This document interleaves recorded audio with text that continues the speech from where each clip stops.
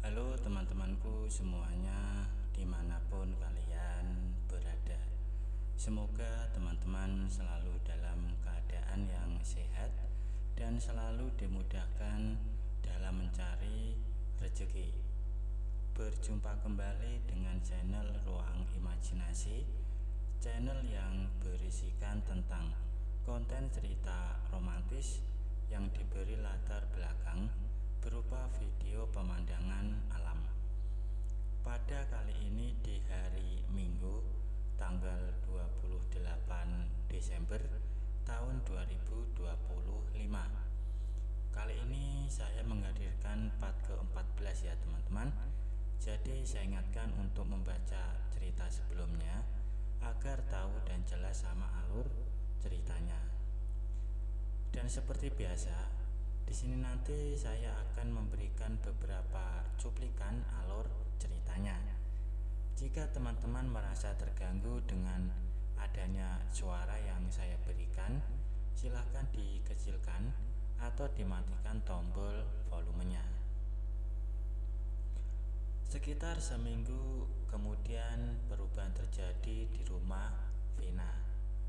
Ada penghuni baru yang ikut tinggal bersamanya. Namanya Rinta, seorang gadis berbadan mungil yang cantik. Tapi Angga biasa saja melihatnya karena dia adalah bawahan dari Aryo di kantor.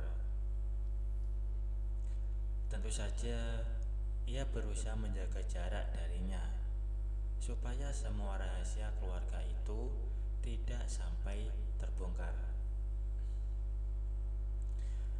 Kini Angga jadi tahu kalau Rinta yang dulu pernah telepon malam-malam dengan Aryo itu ternyata bawahannya di kantor.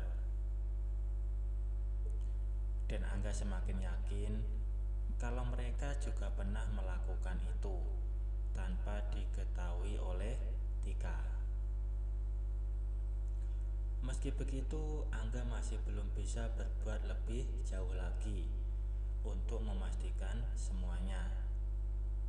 Lebih baik ia diam saja dan pura-pura tidak mengetahuinya.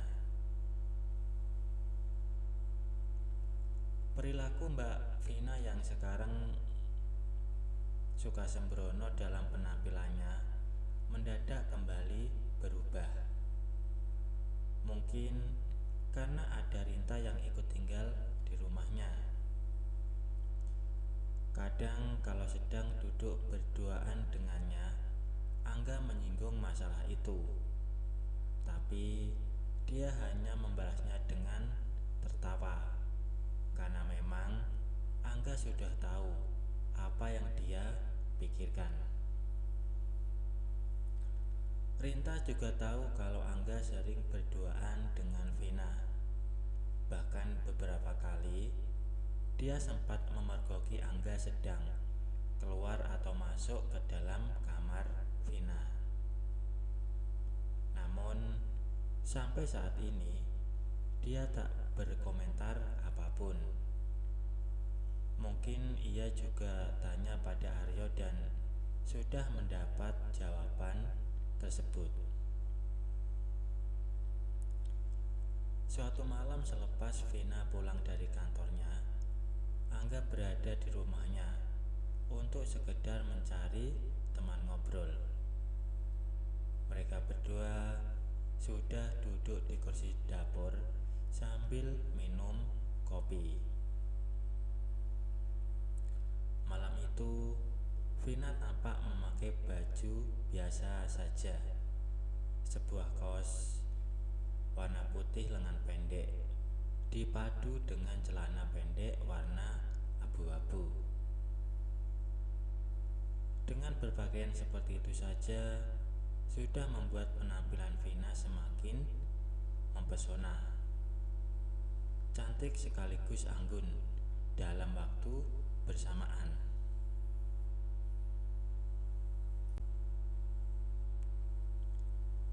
Rinta kemudian mendekati Angga dan Vina lalu duduk bersimpuh di dekat Vina. Dia kemudian mulai menyisir rambutnya yang masih basah itu.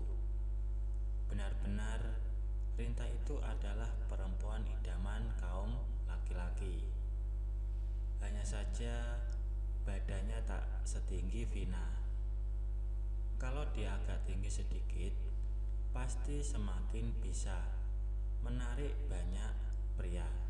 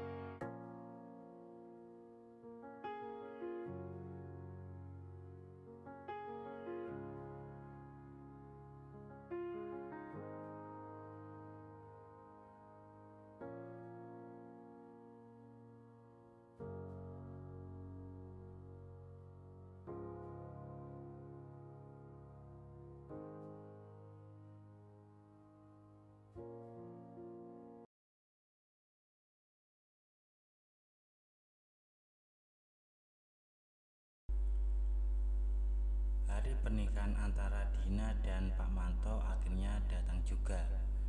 Angga, Aryo dan Tika kembali pulang ke desa untuk menghadiri acara itu.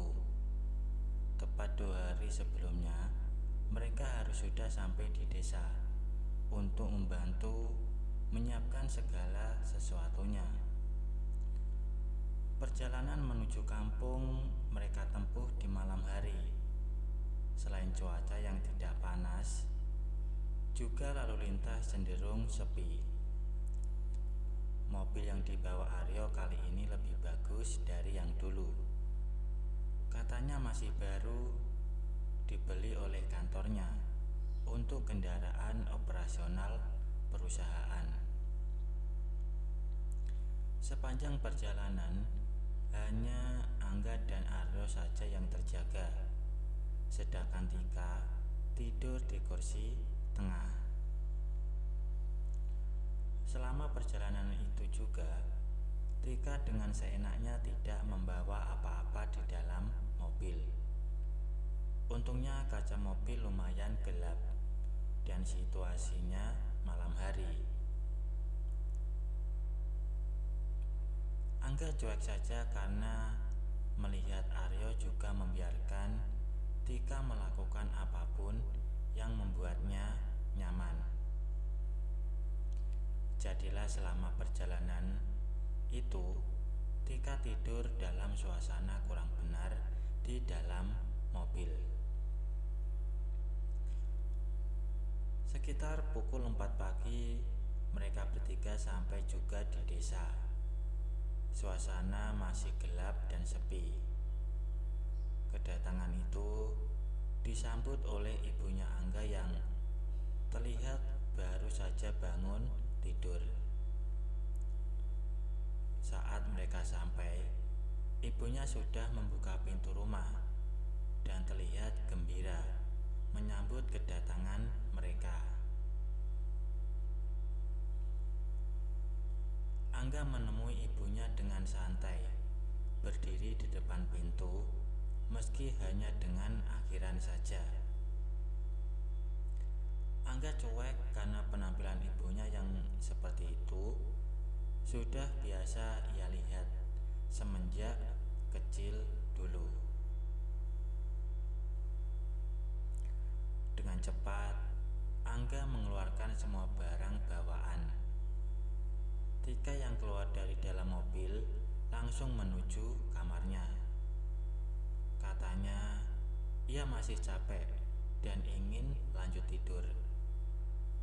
Akhirnya Angga dan Aryo memasukkan barang bawaan ke dalam rumah dan memastikan tak ada barang yang tertinggal di dalam mobil. Beberapa saat kemudian, Angga menemani Aryo ngobrol di ruang tamu bersama ibunya dan Dina. Apalagi ada kopi dan rokok yang membuatnya terlena dengan rasa kantuk. Namun begitu kopi yang dibuat ibunya itu habis, tetap saja rasa ngantuk itu datang kembali. Kemudian ibunya menarik tangan Angga untuk mengikutinya masuk ke dalam kamar. Mereka meninggalkan Dina dan Aryo yang masih tetap ngobrol di ruang tamu. Angga kemudian masuk ke dalam kamar dan bersiap untuk tidur.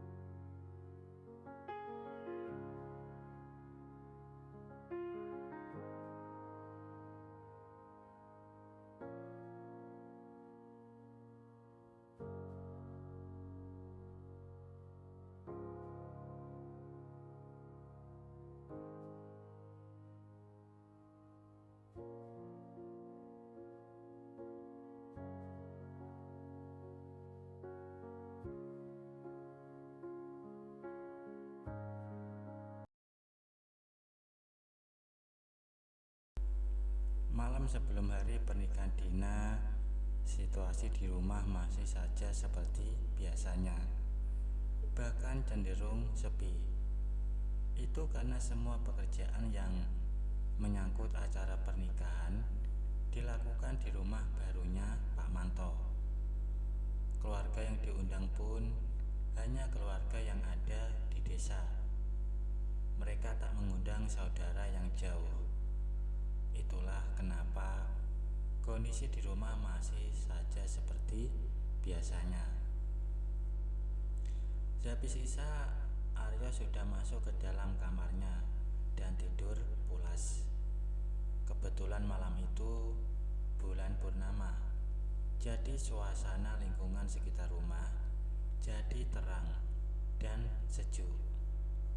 Angga, ibunya, dan Tika masih duduk santai di teras depan rumah. Kebetulan Dina masih berada di rumah Pak Manto untuk menyiapkan acara besok. Jadi mereka sekalian ngobrol sambil nunggu Dina datang, karena dia bilang tidak menginap di sana. Kondisi lingkungan di sekitar rumah sudah sepi. Meski besok keluarga ada acara penting, tapi semua acaranya dilakukan di rumah barunya Pak Manto. Dulu ia memang meminta supaya semuanya dipersiapkan di rumah itu, mulai dari acara selamatan sampai masak-masak pun dilakukan di sana semua. Katanya ia tak ingin sekalipun merepotkan keluarga Angga. Selain tak merepot, mereka juga tidak terlalu capek.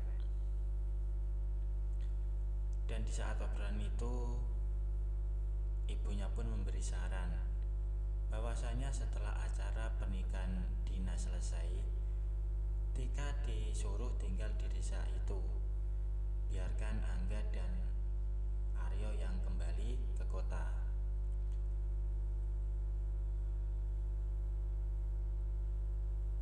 Tapi Tika tidak langsung menjawab. Ia harus minta persetujuan dulu dari suaminya. Baik teman-teman, mungkin cukup sampai di sini dulu untuk cuplikan cerita yang bisa saya berikan. Kalau ada salah penulisan maupun perkataan, saya minta maaf yang sebesar-besarnya. Semoga teman-teman dapat terhibur dengan cerita yang kali ini saya sajikan, dan nantikan kelanjutan ceritanya hanya di lain kesempatan. Saya ucapkan selamat beraktivitas dan terima kasih.